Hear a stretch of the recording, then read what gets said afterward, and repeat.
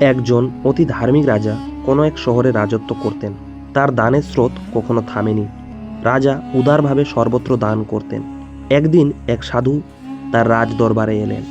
তিনি রাজাকে বললেন, মহারাজ, আমি শুনেছি আপনি এমন একজন রাজা যিনি অনেক দান করেন। কেউ আপনার কাছে কিছু চাইলে আপনি তাকে খালি হাতে যেতে দেন না। আমি যা চাই তা আপনি কি দিতে পারবেন?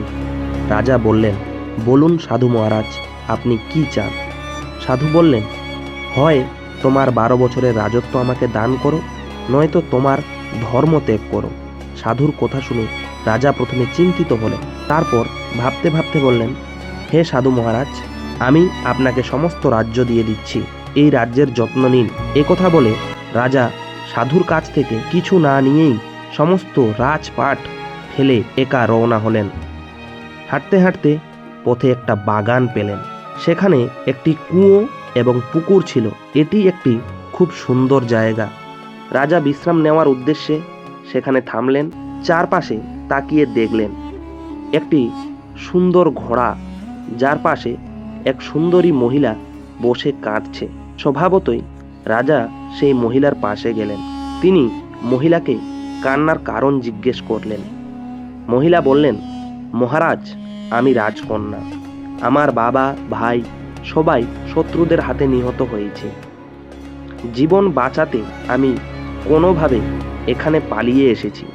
এখন আপনি ঈশ্বরের প্রেরিত আমার রক্ষাকর্তা, তাই আমাকে আশ্রয় দিন। রাজা বললেন, ঠিক আছে, ঘোড়ায় বসে আমার সঙ্গে এসো। রাজকন্যা বলল, না মহারাজ, আপনি নিজেই ঘোড়ায় চড়ে আসুন। আপনার সামনে ঘোড়ায় চড়ে যাওয়া আমার ঠিক হবে না। রাজা ঘোড়ায় চড়লেন। হাঁটতে হাঁটতে দুজনেই পৌঁছে গেল আরেক রাজার শহরে। মহিলা বললেন, তুমি শহরে গিয়ে ভাড়ায় একটা ভালো বাসা খুঁজে নাও, ততক্ষণ আমি এখানে বসে থাকব। রাজা মনে মনে ভাবলেন, আমার কাছে কোনো টাকা নেই, তাহলে কি মুখে ঘরের কথা বলবো? মহিলাটি বললেন, মহারাজ, টাকার প্রয়োজন হলে আমার কাছ থেকে নিয়ে নিন। এবং তিনি 10টি স্বর্ণমুদ্রা বের করে রাজার হাতে দিলেন।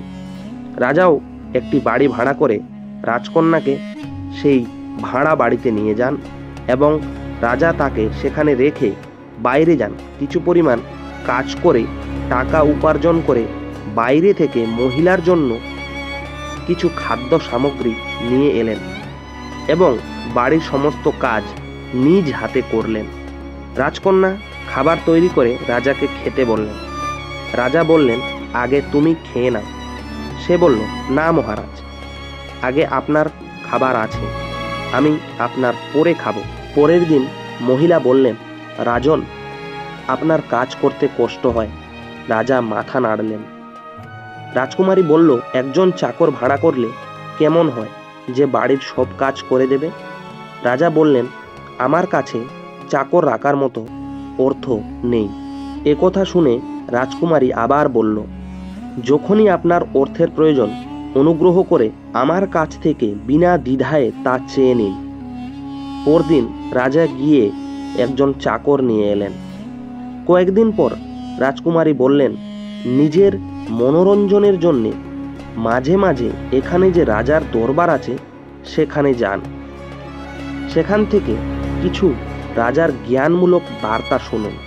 এখন রাজা প্রতিদিন দরবারে যেতে লাগলেন। সেই শহরের রাজা ভাবলেন, এটা অবশ্যই তার কোনো মন্ত্রীর সাথে সম্পর্কিত। তাকে কিছু জিজ্ঞাসা করলেন না। এখানে মন্ত্রীরা রাজার মতো তার চেহারা দেখে রাজকীয় আত্মীয় জেনেও কিছু বলেনি।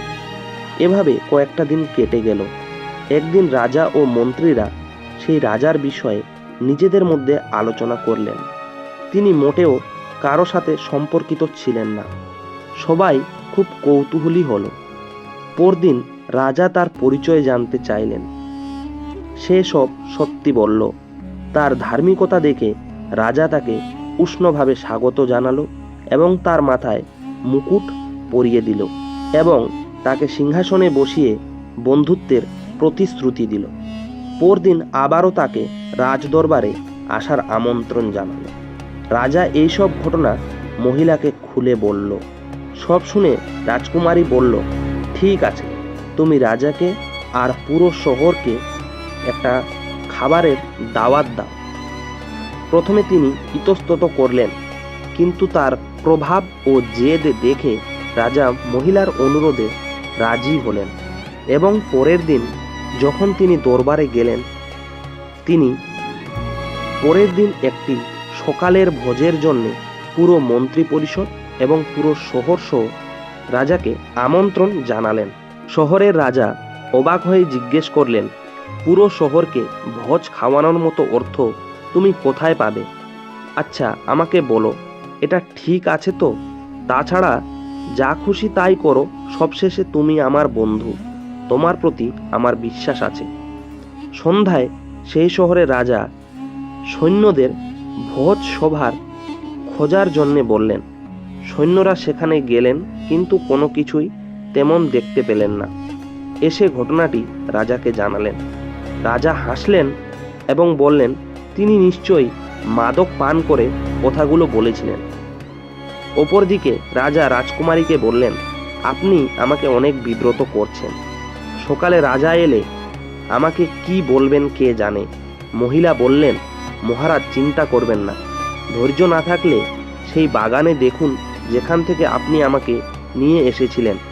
রাজা যখন ঘোড়ায় আরোহণ করলেন, তিনি দেখলেন যে দেবতাদের পুরো দল কাজের জন্য প্রস্তুত। অসীম ঐশ্বরিক ঐশ্বর্যে পরিপূর্ণ ছিল, তার বিস্ময়ের সীমা ছিল না। সকালে রাজা সহ পুরো শহরকে খাওয়ালেন। এই চমক দেখে সবাই হতবাক। শহরের রাজাও সব আয়োজন ও খাবারের জন্য তার খুব প্রশংসা করলেন। ভজন প্রদেশের সমগ্র দেবতা অদৃশ্য হয়ে গেল। এবার স্ত্রী লোকটি বলল, মহারাজ, আপনি সেই ঋষিকে কতদিনের জন্য রাজ্য দিয়েছিলেন? শুধু কাগজের দিকে তাকান। রাজা দেখলেন সময় শেষ। মহিলাটি বললেন, এখন আপনিও আপনার রাজ্যে যান এবং আপনার রাজ্যের দেখাশোনা করুন। রাজা বললেন, দেবী, আমাকে ছেড়ে গেলে আমি এক পা এগোবো না। মহিলাটি বললেন, রাজন, তুমি আমাকে কি মনে করো?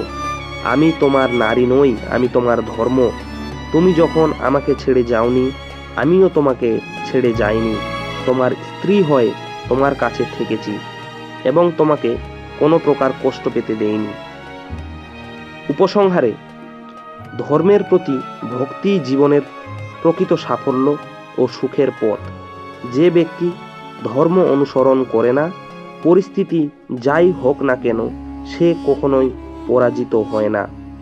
ধর্মের মাধ্যমে একজন ব্যক্তি কেবল বৈষয়িক সাফল্য অর্জন করে না, বরং জীবনের গভীরতা ও সত্যও বুঝতে পারে। ধর্ম ছাড়া জীবন অসম্পূর্ণ এবং বিশৃঙ্খল হতে পারে, কিন্তু ধর্মের মাধ্যমে একজন ব্যক্তি প্রতিটি চ্যালেঞ্জকে অতিক্রম করতে পারে।